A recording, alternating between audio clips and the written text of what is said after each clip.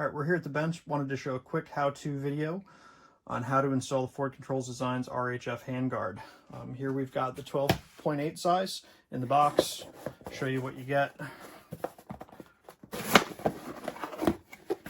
And you're going to have the handguard.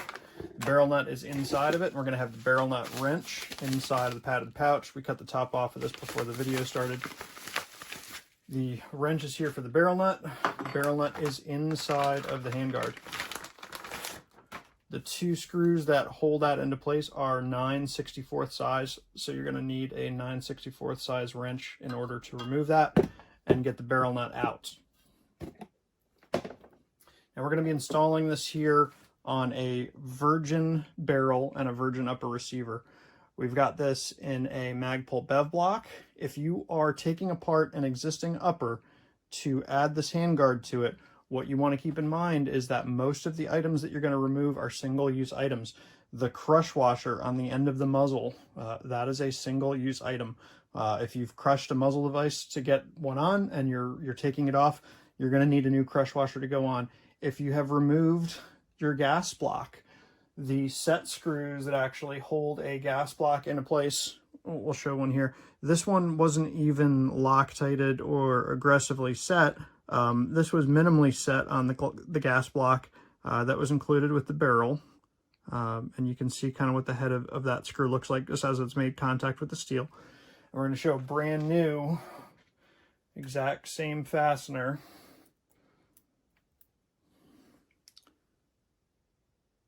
If you can see the teeth on the tip of the head of that, you can see it's a very different profile. So it is worthwhile to replace that set screw if you're removing it from a gas block that's already been installed on the gun before. So just keep that in mind. Here, like I said, this is a virgin receiver. The barrel nut has never been mounted onto that before. This bev block will work just fine for that purpose. But in order to get your barrel nut on, you're going to have your gas block off, which means you're probably going to have your muzzle device off. So as you're removing those things, make sure you provision for the replacement components that may be necessary to reassemble that. We have a 9/64 wrench here. It's mounted inside of a fat wrench. This is already calibrated now to 45 inch-pounds, which is the torque spec for the fasteners here on the handguard.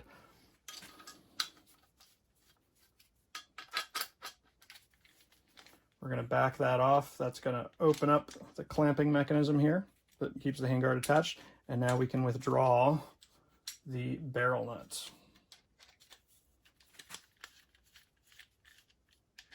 Back these all the way out.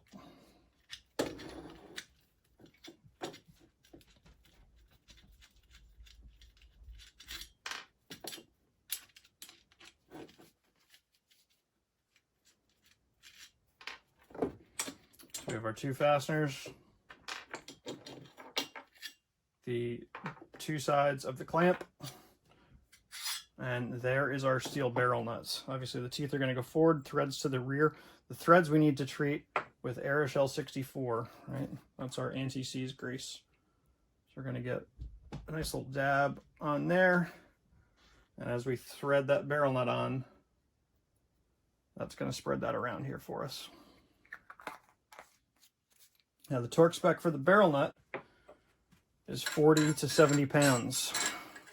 The nice thing about this barrel nut doesn't need to be timed. So there's no need to go to 70. We can just go to 40, we can go to 45, go to 50, whatever makes you feel good. We've got our torque wrench set for 45 foot-pounds. This particular barrel was a thermal fit into that upper receiver.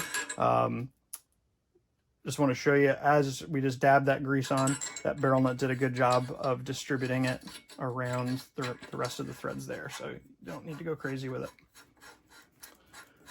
Thread that guy on hand tight. Now when tightening barrel nuts down, we're going to go 3 times, okay? We're going to take our barrel nut wrench. Just got that covered in grease here. Get that off real quick for you. Printed single use, 50 foot-pounds max. So that's the tool we'll be using. We're going to click that onto a torque wrench. So this torque wrench has already been calibrated to 45 foot-pounds. So you can go higher than that if you'd like to, but the spec on the on the cross bolts is 45 inch-pounds. So 45 inch-pounds there, 45 foot-pounds here. Easy to use.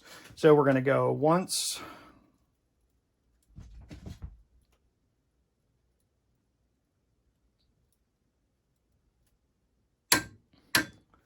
We're going to back that off,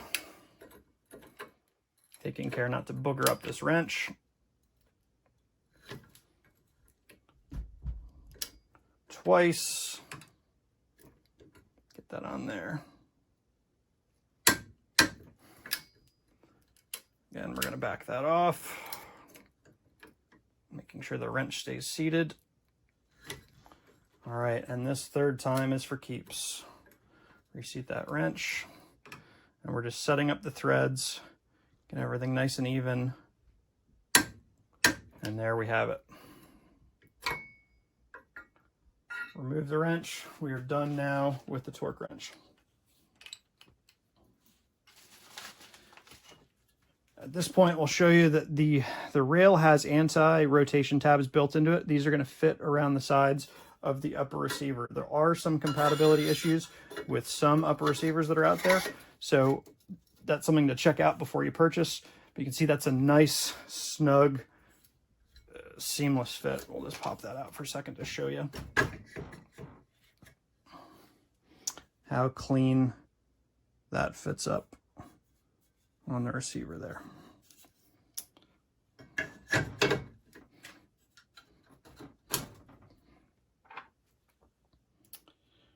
We have the right and left side of our clamps that are going to secure it to the barrel nut. We've got the screws. If we were installing this completely, I would recommend using a non-permanent, low-strength thread locking compound like Loctite 242. Vibratite might be another appropriate one to use here. But we do not, at this point, have the gas block installed, nor the muzzle device, so we're not going to do this for keeps. We're just going to show you guys the simple process of putting these fasteners through. And I have the right and left sides reversed, so there's a simple thing to watch out for. Right? The capturing side is going to be threaded. That needs to be reversed.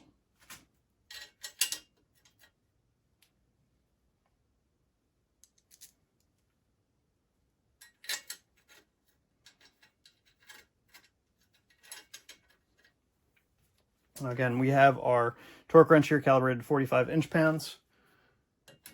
Is this completely necessary? Maybe, maybe not. I am of the opinion that if you're going to spend the money for good parts, it's worth following the instructions. They're there for a reason.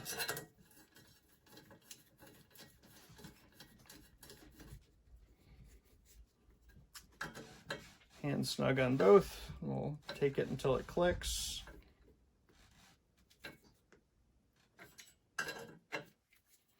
Alternating just back and forth. There's the first, and there's the second. That's it. Like I said, unless you are installing the gas block and the muzzle device, which we didn't want to take too much time to do, that's as simple as it is to install the handguard. Now, one thing we will mention, this handguard does not have a provision for any QD sockets on it. That is something that if you need it, you want to look at that separately. We do have those as well. If you're using a U-loop to mount to that, there's no need to worry about that. But hopefully this is a nice, quick, easy how-to for how to install the RHF from Forward Controls Designs.